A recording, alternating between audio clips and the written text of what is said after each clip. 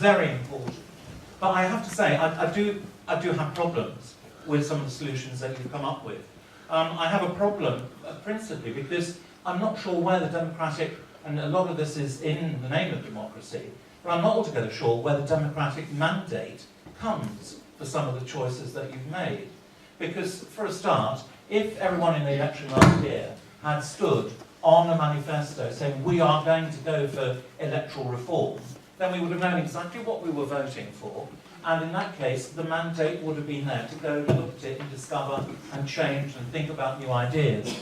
But really, I mean, I haven't done the figures, but I suspect that there aren't that many, apart from Reform Jersey, I'm sure that there aren't that many who actually made this a key plank of their electoral manifesto.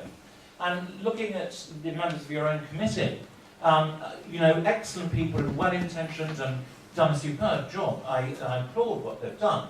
But I didn't have a chance to vote for any of them, because 5 out of the 7 are representatives of St Helier. Now, you know, if you've got a little bit more diversity of perspective, that might also help convince me and convince others that this is the way that we want to go.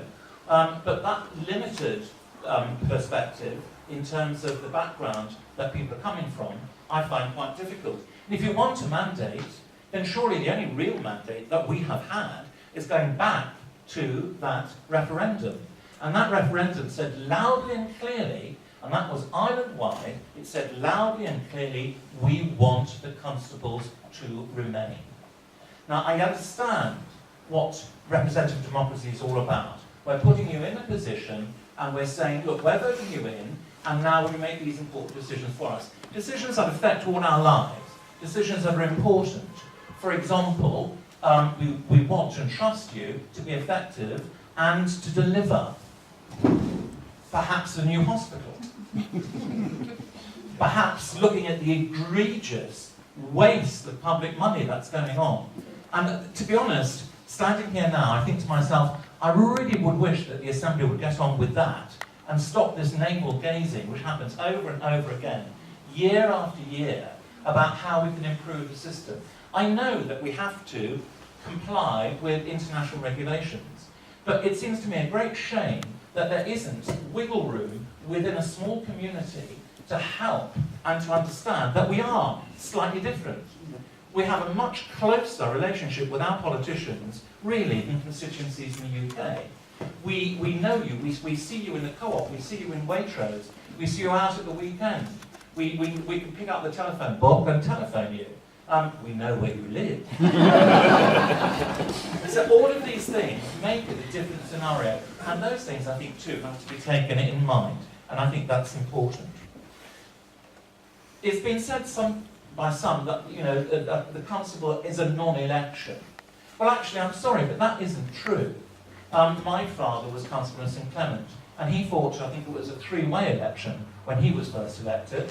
John, I know, stood before at being successful and fought an election.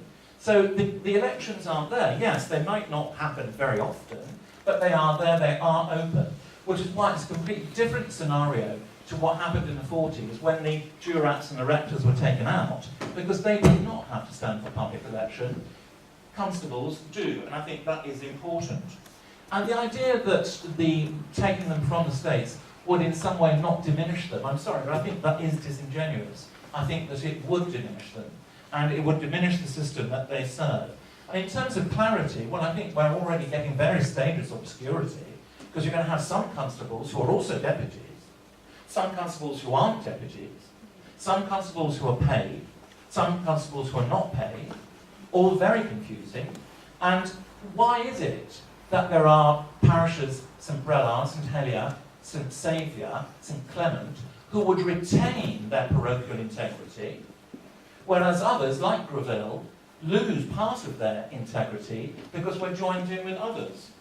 So I don't think it's clear. I don't think it's at all clear. But for my mind, constables must remain in the States if this has got any chance of getting through. And I think to lose that would actually be a huge mistake. So hands off our constables. How will you amend your proposals to at least get the first 2 bits past the starting line and so we could make some progress towards it and park the question of the constables further down the line. Get the same result is people who give you advice are essentially process people. They go at a process, and as you've picked up and you've been told, you may not agree with it, but equality and, your other word, equity and equality of voting is paramount. But actually, if you look at this problem of governance in the round, you will find that there are other criteria you have to take care of. And if you're going to design or reform an electoral system, you need to identify those criteria and then mark off each of your proposals against those criteria. And, you know, in many, I appreciate what you're trying to do, but, and this gentleman here has just mentioned one of the problems that we are facing. The issue really is that even if you had a perfect system with equality of voting, whether it's each person can vote for 3 deputies or 2 or 1, translating into governance doesn't work. And it doesn't work, for example, in Jersey at the moment, which I personally regard the voting system here as largely a pig in a poke. You have no idea what you're voting for.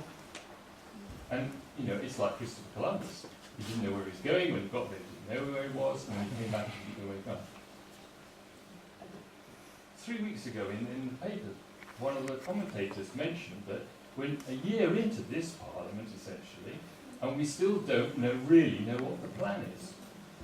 You know, you cannot hold the people, as this gentleman has mentioned, who wield power for whatever reason are accountable. And to me, that is the greatest thing that you need to be able to do. Now, whether you do that by having an island-wide mandate, in the sense that you could hold every single person, you could hold the minister of the finance minister, the health minister, responsible for the fact that we haven't got a hospital, even started a hospital yet, and you can hold the planning minister responsible for things. Except that, both the planning minister... Just a minute. Or you have what you say is ideal, 1 person per constituency voted in. Or you could have half and half, whatever you want. And the real reason that we have this problem is that you are voting a bunch of people into the states who all you've got to go on, essentially, is their past record, if they were a senator or a deputy, and whether you think they're a good person or a good man or a good woman. But you don't know how they're going to work out. And you can't hold them accountable, because when they come back 4 years later, they say, oh yeah, no, I wanted to do that, but I couldn't, because there's no way to hold them up. They can just excuse themselves. Simply, we don't have a party system, or we don't have any proportional representation system once that gets into power. Proportional voting does give you more power. But the Constable of St Mary's was the head of the planning committee last time in the previous government. That gave her tremendous power on her 400 votes. She's making decisions over things going on all over the island on a 400 votes. I mean, that's the outrageous thing. David, do you want to say any more? No, I think I've made... You talk about voter apathy. Now, I have to, unfortunately, quote Russell Brand in the last election in the UK. Give us something to vote for. Yeah, here's the constables of the parish.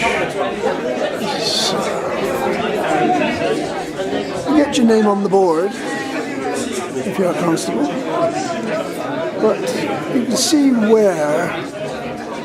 what some people might be trying to preserve, the dominance of Jersey names, which you say, well, that's very logical, isn't it? Virtually all Jersey names.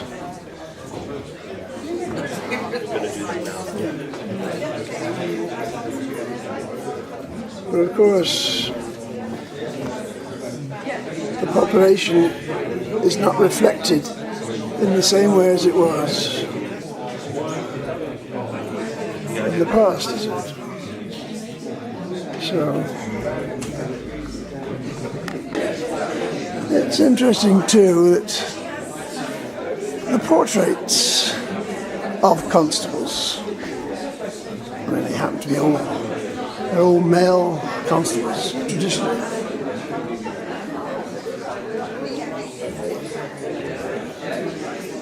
It's Sebastian, parish and constable. There's no deputies pictures here, are there? Not as deputies, whether any of these were deputies, I've no idea. But it's a bastion of parish constable relationship. No senators on the wall.